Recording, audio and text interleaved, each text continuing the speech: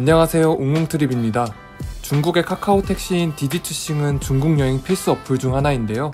지난 영상에서는 알리페이로 디디를 이용하는 법과 QR코드 스캔으로 주문하는 방법을 알려드렸습니다. 이번 영상에서는 디디 택시의 차량 종류와 디디를 이용할 때 꿀팁을 알려드리겠습니다. 그럼 가보시죠. 먼저 지난 영상에서 디디 택시의 종류가 여러가지 있다고 말씀드렸는데 그 유형에 대해서 설명드리겠습니다. 먼저 알리페이에서 디디를 이용할 건데요. 좌측 상단에 보이는 디디 트랩을 아이콘 누워서 들어가 줍니다. 그러면 GPS로 이렇게 현재 위치가 잡히고 목적지를 입력할 수가 있는데요. 픽업 장소를 직접 선택해서 이렇게 입력을 해서 정할 수도 있습니다. 저는 한번 베이징의 다싱 국제공항 주차장을 픽업 포인트로 찍어 볼게요. 네, 그러면 지도에 이렇게 녹색 핀으로 픽업 위치가 찍힙니다.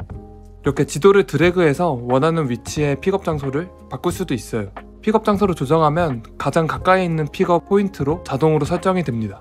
저는 한번 여기로 찍어 볼게요.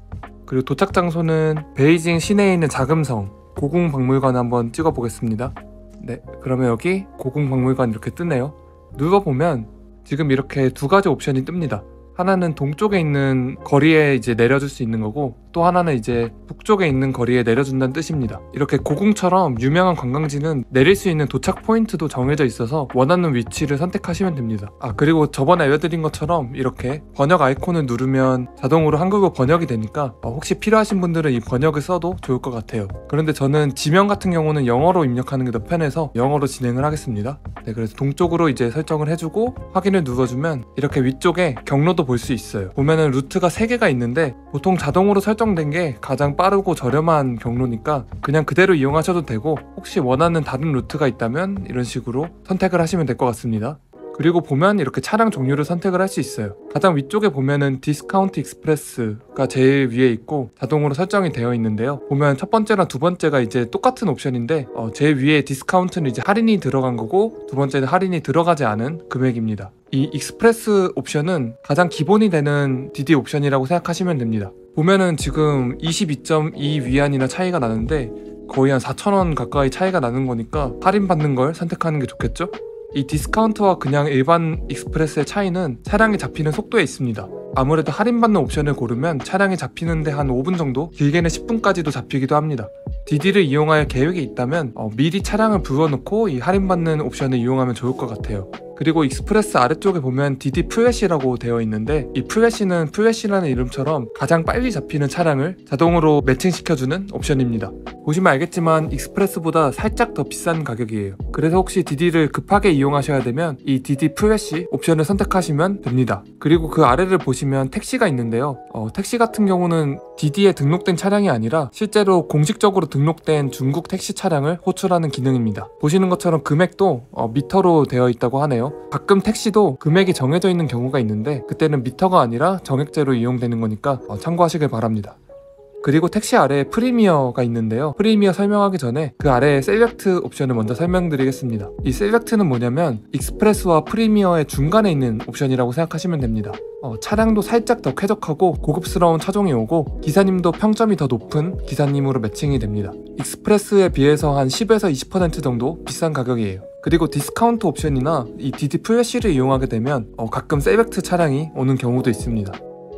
자, 그리고 이제 프리미어를 설명드릴 건데요. 프리미어는 말 그대로 이제 고급 프리미엄 차량이 오는 건데, 고급 세단 같은 차량이 오고 기사님들도 깔끔하게 정장을 입고 운전도 아주 부드럽게 해주시는 편입니다. 그리고 생수 같은 것도 구비되어 있고 무엇보다 담배 냄새가 안 난다는 장점이 있어요. 다만 이제 담배 냄새는 안 나더라도 중국 분들의 특유의 그 머리 안 감은 냄새나 채취가 날 가능성이 없진 않습니다. 그래도 이제 익스프레스보다는 쾌적하게 이용을 할 수 있기 때문에 가족 단위로 이동을 한다거나 아니면 위생에 민감하신 분들은 가격이 조금 들더라도 이 프리미어를 이용하시는 걸 추천드려요. 그리고 프리미어 같은 경우는 이렇게 체크를 해보면 추가 옵션을 선택을 할 수 있습니다. 들어가 보면 선호하는 옵션을 고를 수가 있는데요. 콜티지 콜은 이제 도착했을 때 기사님이 전화를 주는 옵션이고, 기사님이 차량 문을 열어주는 옵션도 있고, 그 다음에 호텔이나 살고 있는 거주단지 안까지 들어와주는 옵션도 있습니다. 그리고 이 프리미어만 유일하게 디디 펫이라 해서 반려동물과 함께 디디를 이용할 수 있는 옵션도 있어요. 만약에 이제 캐리어가 없다면 가격이 조금 더 들게 됩니다.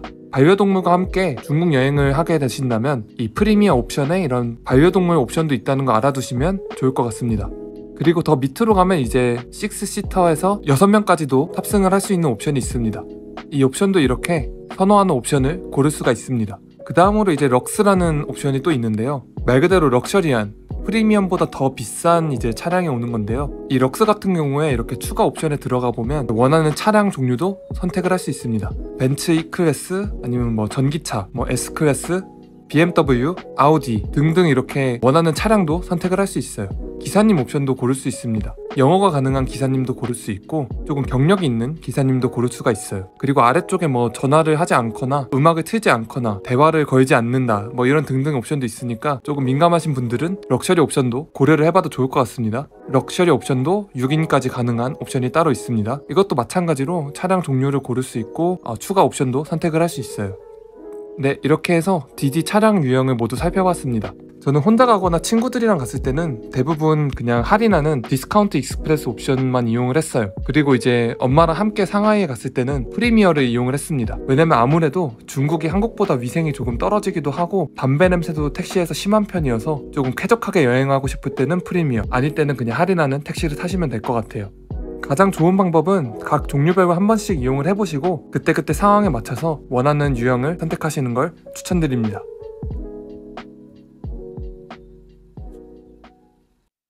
두 번째 꿀팁은 공항이나 기차역에서 디디를 부를 때 주의사항인데요. 보통 디디를 부를 때 자동으로 GPS가 인식되어서 타는 장소를 선택할 수 있습니다. 그런데 공항과 기차역은 디디를 타는 별도의 픽업 포인트가 따로 마련되어 있는데요. 영어로는 이렇게 e-hailing car 또는 ride hailing 등으로 표시되어 있기 때문에 이 안내를 따라가시면 됩니다. 이게 디디처럼 차량 호출 서비스를 이용할 때 차량 탑승 장소를 뜻합니다. 택시를 타는 곳과는 다른 장소이기 때문에 주의를 해야 하는데요. 택시는 보통 1층 지상층에서 탑승을 하고 이 디디 같은 차량 호출 서비스는 지하 주차장이나 터미널의 특정 층 또는 특정 출구 근처에서 탈 수 있습니다. 디디에서 차량을 호출하기 전에 정확한 픽업 위치를 지도에서 알려주기 때문에 꼭 픽업 장소를 미리 확인하시고 차량을 호출하는 것을 추천드려요. 이게 지도상으로는 가까워 보여도 보통 픽업 장소가 지하 다른 층에 있는 경우가 있기 때문에 지도상 GPS뿐만 아니라 실제 층이 맞는지도 꼭 확인하셔야 합니다. 실제로 저는 하얼빈 기차역 정문에서 디디를 불렀었는데 자동으로 지하 주차장에 있는 픽업 장소로 디디가 호출돼서 다급하게 지하로 내려갔던 경험이 있습니다. 따라서 공항뿐만 아니라 기차역에서도 디디를 부르실 때는 픽업 장소를 꼭 확인하시는 것을 추천드려요. 지금까지 디디의 차량 종류와 픽업 꿀팁을 알려드렸습니다. 디디를 이용하는 게 처음에는 조금 어려울 수 있는데 한번 이용하고 나면 금방 적응할 수 있어요. 궁금하신 부분 있다면 댓글 남겨주시면 답변 달아드리겠습니다. 도움이 되셨다면 좋아요와 구독 부탁드려요. 감사합니다. 빠잉.